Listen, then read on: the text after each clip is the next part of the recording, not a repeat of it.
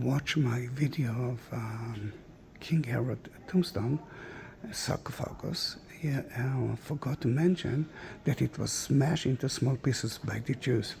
At the same day that he actually died, he ordered the government to kill most of the well-known Jews at his time.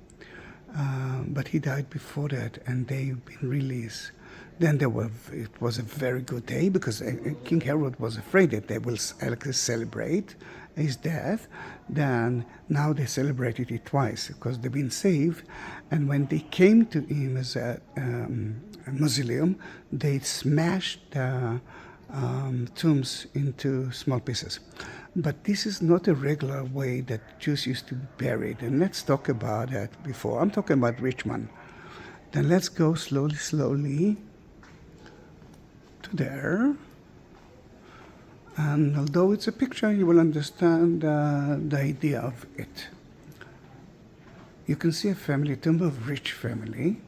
And look at it, this is 2 floors, but you can see the niches. They used to bury the dead in those niches after they purified their body, even at the same day, just like if you're a Christian, just like Jesus. They wrapped him with shroud and they buried with that casket. Then here we have 4, 6, 7, 8, 9, 10, 11, 12, 13, 14 tombs. 14 places. What will happen to the 5th one? Then usually after a year they are taking the bones out from the niche, we call it koch, and they put it in a small ossuary box that collect the bones. Here you can see a lot of it. This is of a baby. This is decorated with beautiful colors.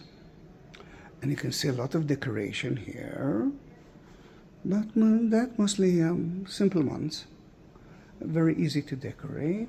And as you can see, it's the same idea. And here you can see something very important, but not so well decorated, actually very plain. And one more, which will be so important for you soon, that looks like someone very important was buried here. Before we will talk about who were buried here, let's talk about the stone. You can see here a lot of stone tools, and stone tools were very important in Judaism because according to what the Jews believe, if it's made of stone, it will always be pure. Let's say that if someone will throw pig or shrimps on clay ones, you cannot actually do a thing with it. You can throw it. It's not pure anymore. But if you will do the same thing on stone glasses, that's going to be pure. For example, here you can see a vase, and I will show you one more vases made of stone. Those vases might tell us another story that connected to Christianity. Cana, the water that turned into wine, and the water was for purification. See those small glasses? If you'll go to Jewish places, you will see it until today. The Jews must purify at least the hand when they are entering, when they are going out of their restrooms or before they are going to eat. Then Jesus turned water into wine. The water was for purification, that they must be held on those kind of vases. Important. Then we are going back to the ossuaries, and you can see a huge selection of it. I didn't show you the rest, but you can see others. After the temple, second temple time, you can see rich big ossuaries, which is actually sarcophagus. But again, from stone. I mean, look how beautiful that ossuary is.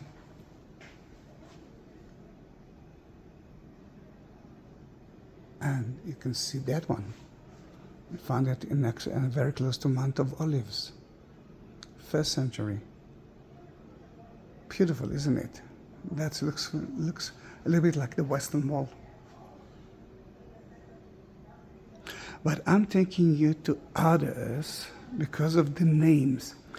In most of the ossuaries, we didn't find names, but when it is of a family, and they take in the ossuary and they put it in kind of a storeroom, they mark the name. Then, even though it might be a very nice ossuary, when they're writing the name, you can see that someone marked it, just for in case. Here, there, and even here. Then let's talk about the names, because the names that we found are the names that are in the Christian Bible. For example,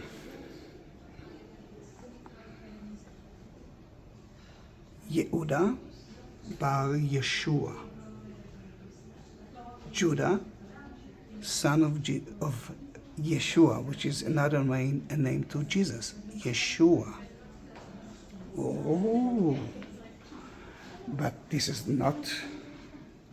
It means that if that is Jesus, he had a son. But Jesus is a famous name. I mean, well-known name, like Mariam.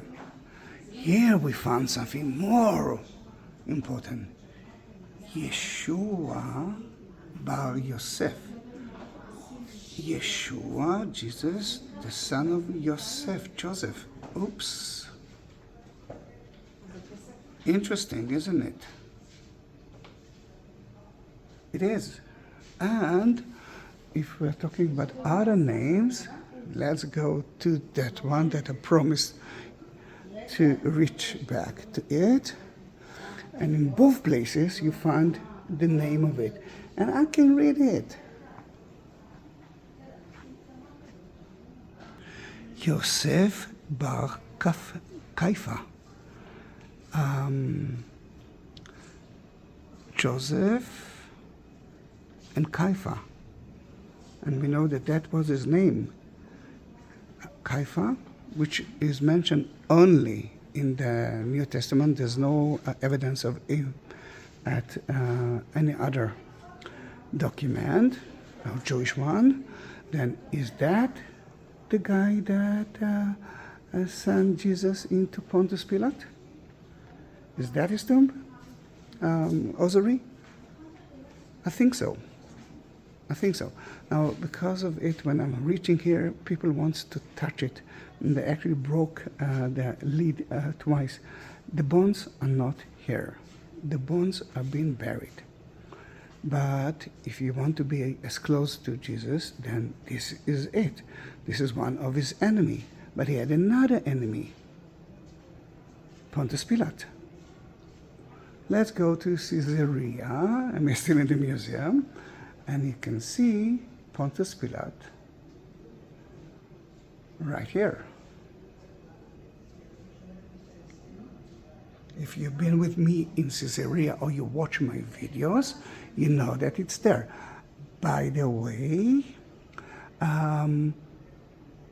if it's the first video of mine that you're watching, then please subscribe to it. And if you want to support me, because there's war now and you are the only income, I wasn't working for 9 months, except a few days, and I don't see any future in guiding in Israel. Then look for the like button. Next to it, there's a shape of heart button. This is super thanks. Add the description, the text. Here you will find a lot of information about Jesus and the Ossuaries. And you will find two links of Buy Me a Coffee and PayPal. If you won't find it, send me a message and I will send you the link. Thank you very much for that, but let's continue. It was in the theater at the 50s when we excavated the theater, and we found one of the stairs. One of the stairs actually fell, and we found the inscriptions of it. Then it was like second use, but you can see beautifully the word Pilate. And it's about Pontius Pilate who built something for someone. We don't know what, but it's not important. We found the name of Pilate. Then two enemies of Jesus, Pontius Pilate and Caiaphas, the high priest. Pa-pa-pam. This is really something. Everything that you see here is original. Now I promise you to look at to talk about the unbeautiful, let's say plain ossuary. But this is such an important place. We found it here in Jerusalem, of course, and we found that ossuary. In it there were bones. Now, according to the Jewish tradition, we have to bury the bones. We must honor the dead. And we found here the name of it, Yohanan ben Hukul, or something like that. But before we buried the bones, we are checking everything to see if it's from the 1st century or not, and we realized that it was from Jesus' time. And what we found, and that was a huge surprise, was that a nail.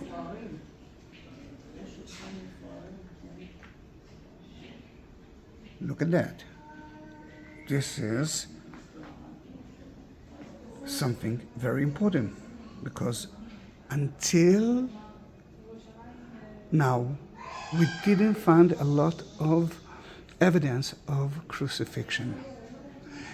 We know that the Romans crucified thousands of people all over the Roman Empire, thousands of people, but we didn't find evidence for that. We don't know why.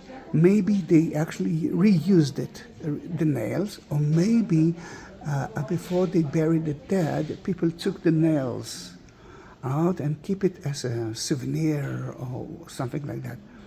In fact, until 2 years ago, that was the only evidence of the crucifixion. Now we found another nail, not in Israel, in Britain, next to, well, I've forgotten, Cambridge. Then this is the first one that we found in the world. The problem is that when we found it, we actually found a few more things. First of all, we didn't find any evidence of nails at the hands of the man. And that is true to Cambridge as well. Secondly, what actually we found out that he was crucified like that. And because we didn't find any evidence for nails here, then we believe that he was crucified just like that. Cambridge, poor man that was found, tells us the same story. You know that he dies from suffocating. He couldn't, everyone who'd been crucified. The idea of the crucifixion is to tell the people, if you will be against us, the Romans, that's what we're going to do for you, then don't even try it. And we found that unknown 28 years old Jewish guy. We don't know what he did, but we found it in kind of that ossuary. And if we talked about an ossuary, let me show you one more. We are going back through the Mausoleum of King Herod to another one.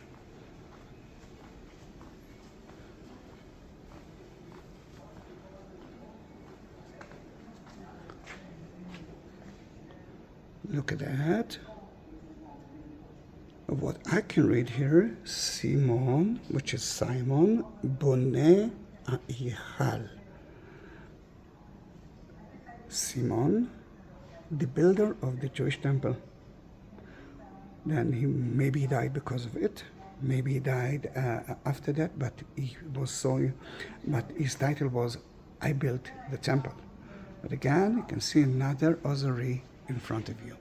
Then this is how the Jews used to be buried, and now you know so many beautiful, important facts about the connection to Jesus himself.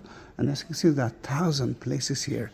We didn't visit the Byzantine time, we didn't visit the Crusader time. There are so many things to see here in this amazing place. Then thank you for being with me, and I hope that that you will subscribe to my channel and be part of my family forever. If you do have some questions, don't hesitate. Thank you very much.